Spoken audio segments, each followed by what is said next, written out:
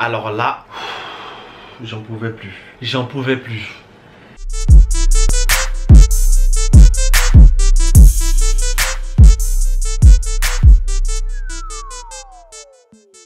Salut tout le monde, vous allez bien j'espère. Moi c'est Monsieur Maï. Alors je suis devant vous, je vais vous parler de mon travail à Londres. Comment ça s'est passé, ce que j'ai aimé, ce que j'ai pas aimé, ce que j'ai détesté, ce que j'ai trouvé étrange, ce que j'ai trouvé bien. On va parler de mon travail. Tout d'abord, pour travailler à Londres, c'est pas vraiment compliqué. Faut juste être ressortissant d'un pays européen. Et je ne sais pas pour les personnes qui ont le titre de séjour s'ils peuvent travailler à Londres. On va commencer par le planning. Je vais vous expliquer comment ça se passait. On avait une application. Sur l'application, on voyait tous nos plannings en même temps. À quelle heure on commence, à quelle heure on finit.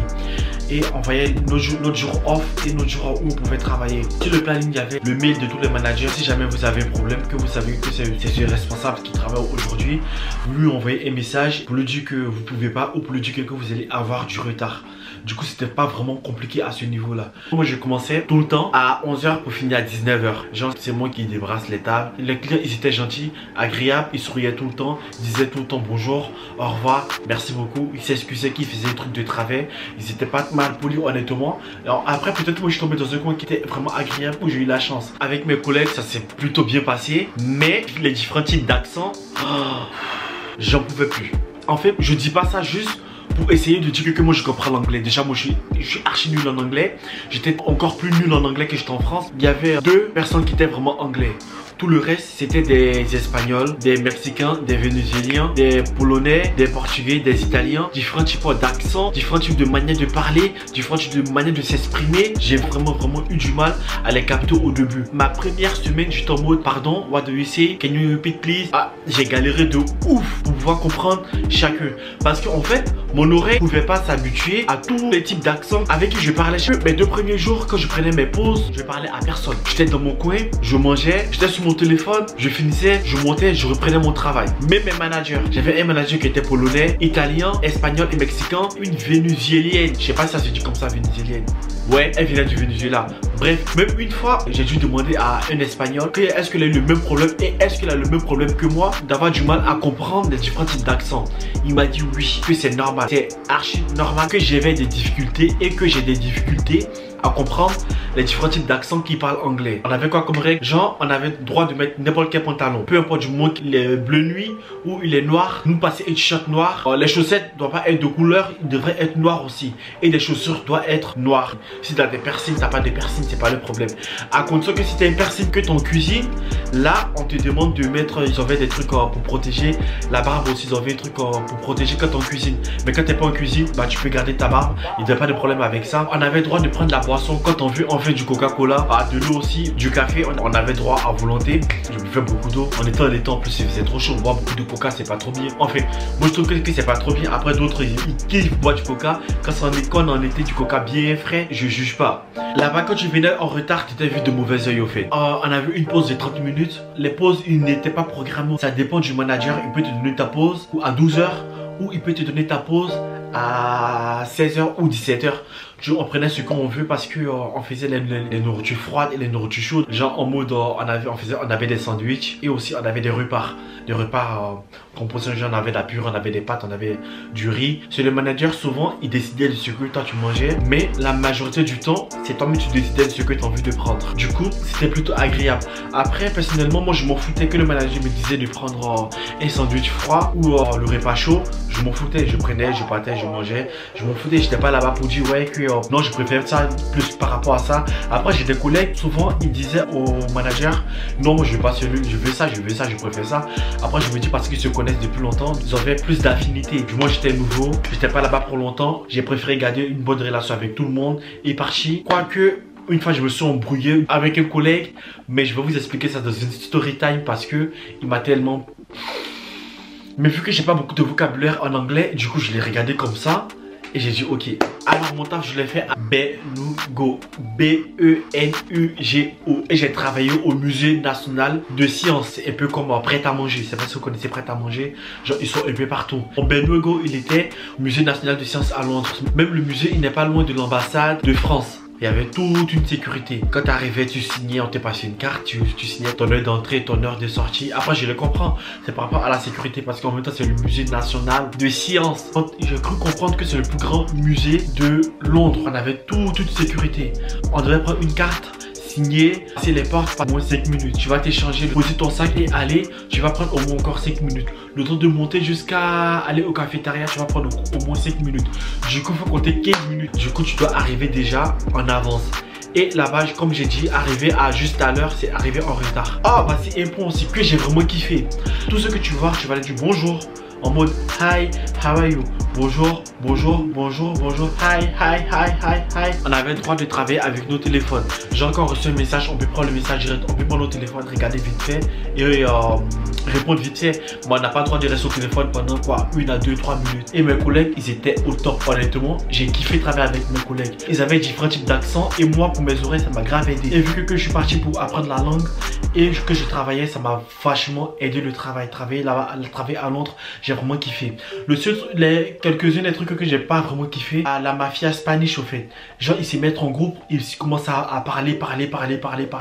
Ils parlent, genre au début ils vont dire des phrases, t'as l'impression que tu comprends mais en fait tu comprends pas. J'ai l'impression qu'arrivé ils parlent anglais, en même temps arrivé un moment ils mettent de l'espagnol à l'intérieur.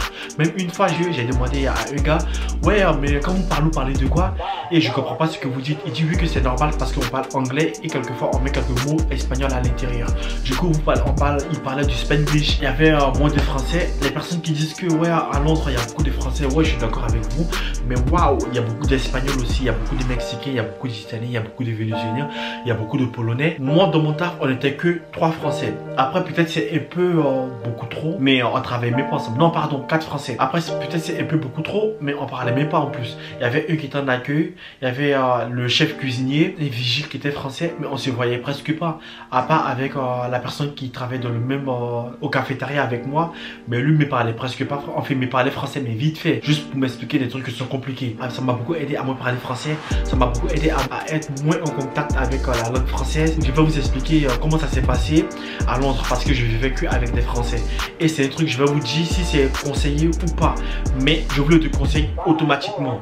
Ça c'est la plus grosse erreur que j'ai fait. Du coup que je partais au taf, je parlais beaucoup anglais avec des gens. Au bout de 2 semaines j'avais des facilités à m'exprimer en anglais, même si tout ce que je disais c'était pas vraiment compréhensible pour d'autres personnes, mais au moins ils me disaient ouais que c'est bien, maintenant tu parles mieux par rapport à quand tu étais là il y a 1 semaine. Déjà dès le premier jour déjà que je suis arrivé, je me suis affiché. Il m'a demandé en anglais si je suis bon en anglais ou pas. Je lui ai dit non je suis pas bon du tout.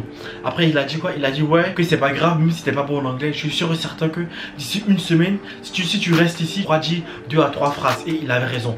Au bout de 1 semaine que je travaillais avec eux, j'arrivais à m'exprimer, même si je n'avais pas tous les mots dans ma tête, mais j'avais à peu près de mots, j'arrivais à dire 2, 3, 4 phrases d'un coup. Du coup ça m'a vraiment donné le peps au fait, parce qu'il m'a dit avec le temps tu pourras dire 2 à 3 phrases en même temps, du coup tu pourras t'exprimer. L'assistant directeur, lui était hyper gentil parce qu'il me parlait tout le temps, il me parlait presque tout le temps, mais par contre il parlait aussi hyper vite. Je pense qu'il était espagnol aussi. Il y avait un autre responsable qui était italien, lui qui parlait anglais, j'avais l'impression qu'il chantait. Genre il parle, il monte un peu, il descend, il parle, il monte un peu, il descend, il appuie sur quelques mots. Et puis au bout de 2-3 semaines, j'arrivais à parler avec eux. Je répondais juste à leurs phrases, mais avec des phrases qui sont faciles à prononcer. Je rigolais avec les blagues quand je comprenais. Et au début, les blagues, je comprenais nada, zéro. Je comprenais zéro de mes blagues. J'étais toujours en mode ok. Ok. Yes, it's funny. Bah non, bah je comprenais je comprenais rien du tout. Mais je faisais le mec qui veut s'intégrer au fait. Du coup bah je rigolais vite fait, mais sans plus au fait. Du coup c'était vraiment compliqué au début, mais avec le temps je me suis habitué à les différents types d'accents, je me suis habitué à leurs blagues. La relation entre clients et employés, avec les clients c'était plutôt marrant au fait. Une bonne dizaine de fois quand je parlais anglais, il y a des Français qui me répondaient en français et ils disaient qu'ils viennent de la France. Au moins une bonne dizaine de fois. Il y avait des clients qui étaient hyper gentils, mais il y avait des clients qui étaient aussi ils se plaignaient tout le temps. Ouais, la table n'est pas propre, ouais, le plateau n'est pas nettoyé. Les gens, ils venaient en famille. Ils peuvent prendre 3 à 4 plateaux. Mais toi, t'as que 2 bras, tu peux prendre que 2 plateaux. Encore, tu peux faire une technique pour prendre 3 à 4 plateaux en même temps. Mais sauf que le plateau, il va être trop rempli parce qu'il y a des assiettes à l'intérieur. Il voulait juste que le service soit fait. Il y avait des clients qui étaient hyper gentils, mais il y avait des clients qui osaient prendre le plateau et nous ramener le plateau. Niveau anglais, je me suis vraiment amélioré. J'ai cassé une barrière qui était entre l'anglais et moi, qu'elle m'exprimait en anglais. Avant, j'avais tellement honte de dire 2 mots parce qu'il y a des gens qui se moquaient autour de moi. Niveau anglais, ça m'a vraiment aidé. Ça m'a vraiment aidé parce que pendant quelques semaines, j'ai réussi à dire quelques phrases. J'ai réussi à m'exprimer partout où je partais. Et même une fois, on s'est fait contrôler. J'ai fait une story time dessus. Et là, j'ai réussi à expliquer au gars du contrôleur pourquoi on n'a pas validé. Moi, c'est Monsieur Maï. N'oubliez pas de vous abonner, activer la cloche. Il y a beaucoup encore de trucs à vous expliquer pour rapport à Londres. Et normalement, je retourne encore en janvier. Mais là, je retourne pour l'école. Ouais, mais je vais aussi travailler à côté. Je pense que je vais aussi travailler à côté. Je vais vous expliquer comment je vais faire pour trouver un travail. Je vais vous expliquer les différents types d'étapes. En moi, je vais vous montrer ma ville de là-bas au fait. Je vais vous montrer tout dans tous les détails. Tous les détails au fait. Du coup, restez avec moi. C'est Monsieur Maï. N'oubliez pas de vous abonner. N'oubliez pas d'activer la cloche. Et n'oubliez pas de dire ce que vous pensez.